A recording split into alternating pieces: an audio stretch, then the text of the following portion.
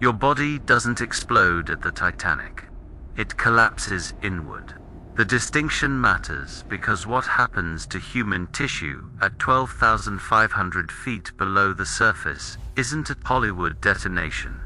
It's a structural failure governed by differential pressure equations that your skeleton cannot resolve. The Titanic rests at 3,800 meters. At that depth, every square inch of your skin experiences 5,600 pounds of force. Your ribcage, designed to protect organs from blunt trauma at sea level, becomes a compressive prison. The bones don't shatter outward. They fold into your lungs, like the collapse of a condemned building. Let's establish the physics of your death before we discuss the biology. Pressure increases by 1 atmosphere for every 10 meters of depth. At the surface, you experience 14.7 psi.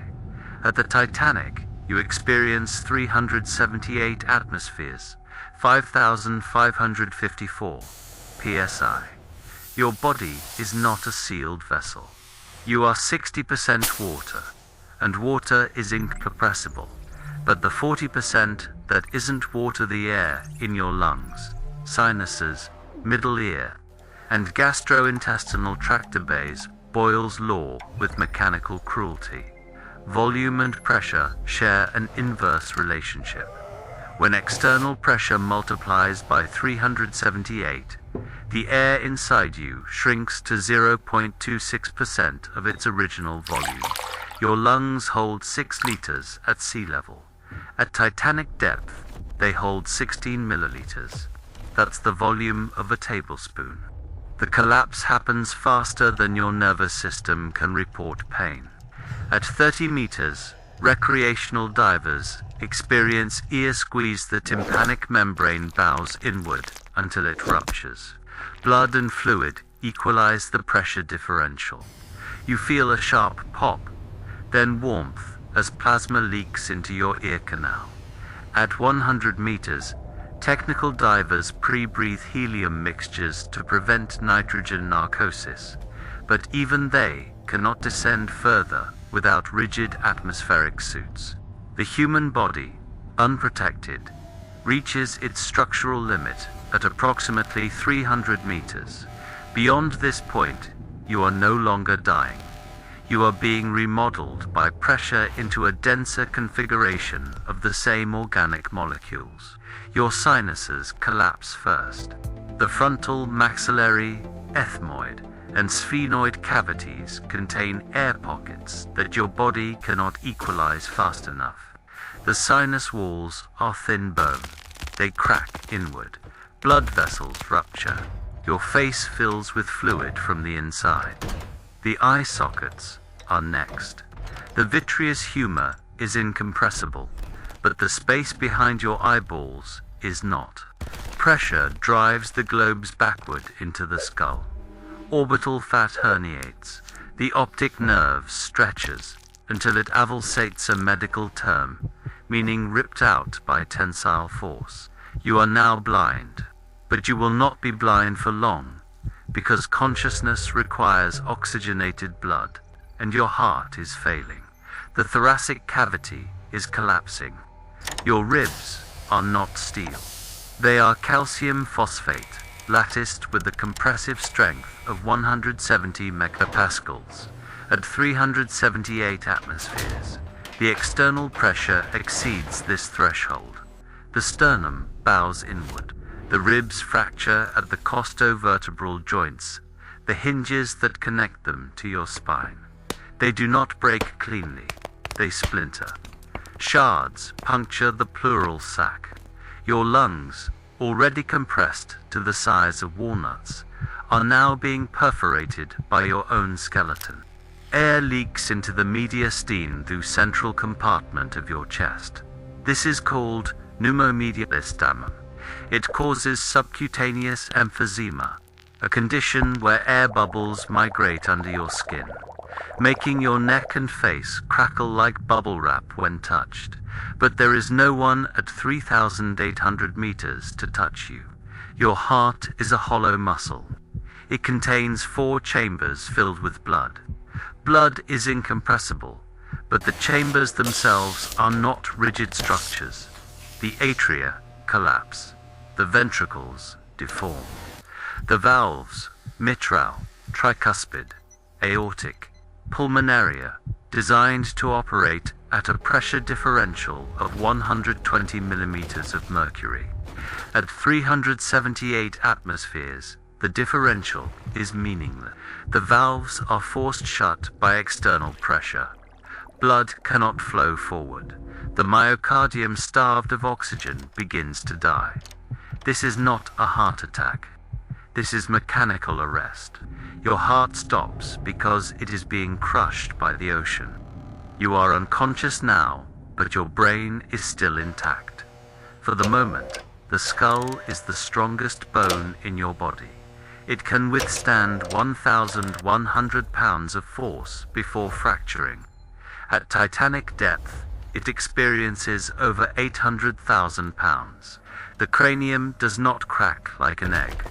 It deforms elastically until it reaches its yield point, then fails catastrophically. The sutures, the fibrous joints between skull plates frayed. The fontanelles fused since infancy reopen. The brain, which is 75% water, does not compress, but the cerebrospinal fluid surrounding it does. The brain is squeezed against the interior of the skull. Gyri and sulcata, folds and grooves of the cortex.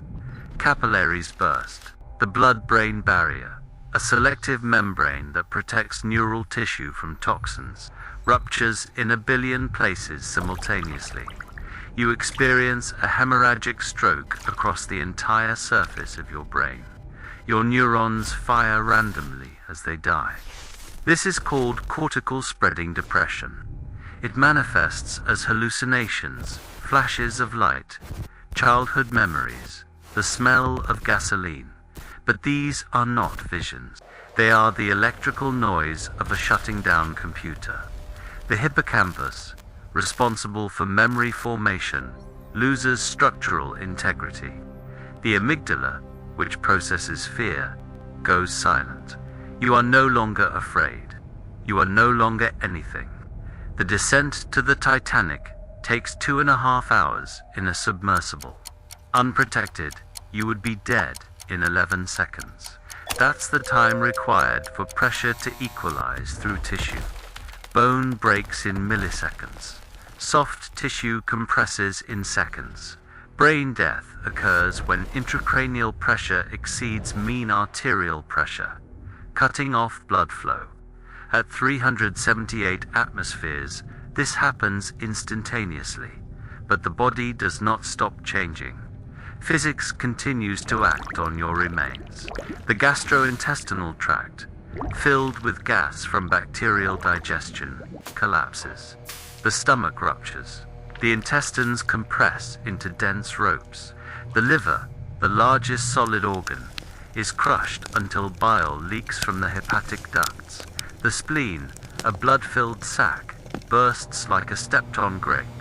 Your muscles fare better than your organ.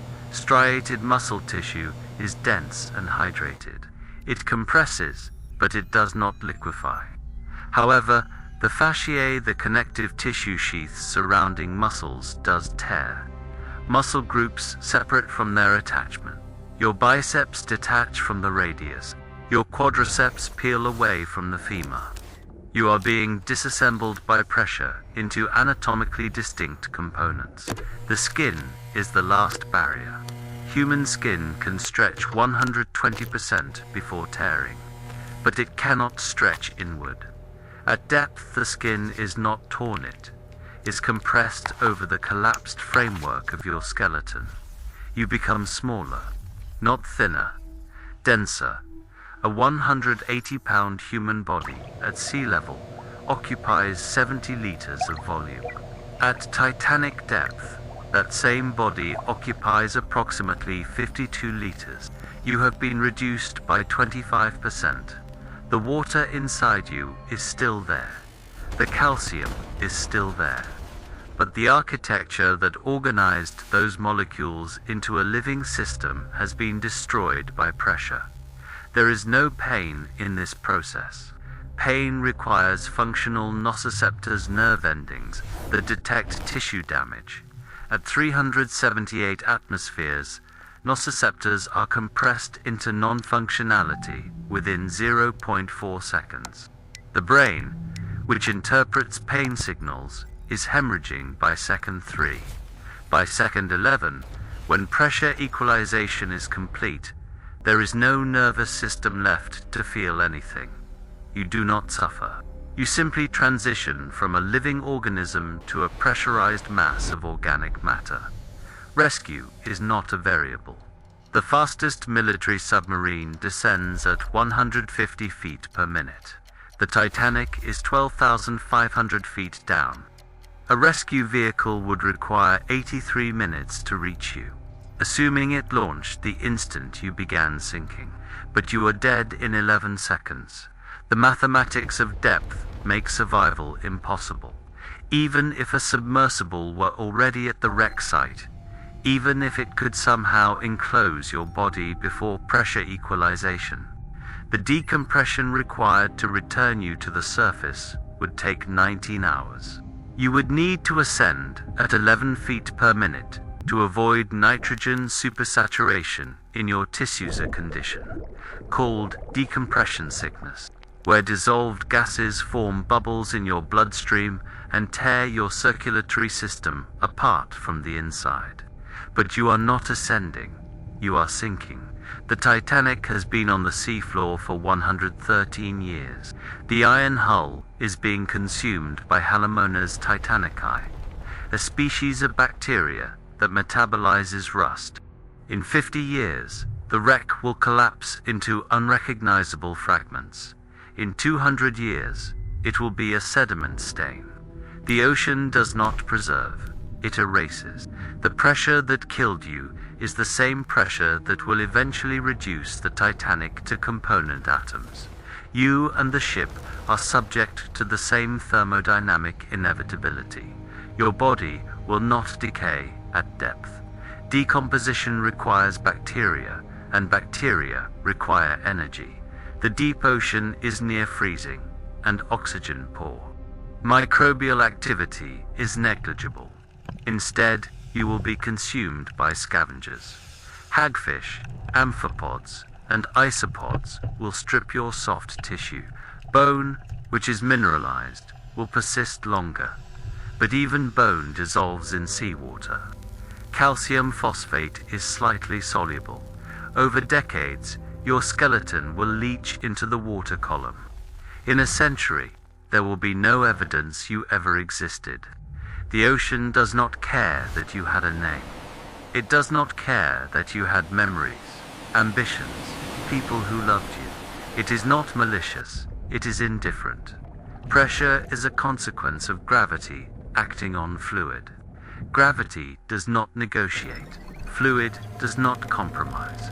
You are organic matter in a column of water, and the ocean will compress you according to the gas laws until you reach equilibrium. This is not tragedy. Tragedy requires injustice. There is no injustice in physics. You descended into an environment that your biology cannot survive, and the universe corrected the error. The Titanic sank because its hull breached.